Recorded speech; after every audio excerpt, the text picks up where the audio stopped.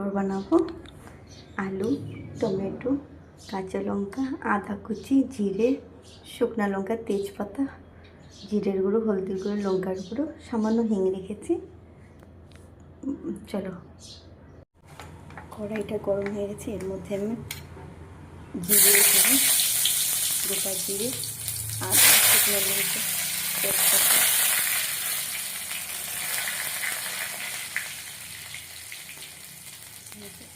আলু দিয়ে দেবো।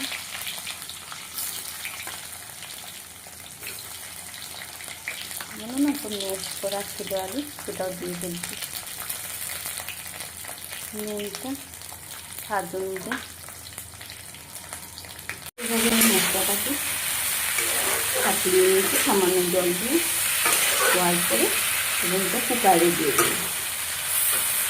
কুকারে পরিষ্কার করে দিয়েছি। আর এই পাশে সামান্য গরম জল বসিয়েছি। জলটা অল্প গরম হওয়ার পরে এখানে দিয়ে সিটি মেরে নেব, তাহলে জিনিসটা জলদি হয়ে যাবে। তো জানুই অত সহজে সিদ্ধ হবে না। এই জলগুলো করে দিয়ে দিয়েছি। আমার লাগছে কি একটু জল বেশি হয়েছে। ঠিক আছে, দেখি ভালো করে সিদ্ধ করে নিই। গরম মশলা, ধনে পাতা দিয়ে মিক্স করে নেব।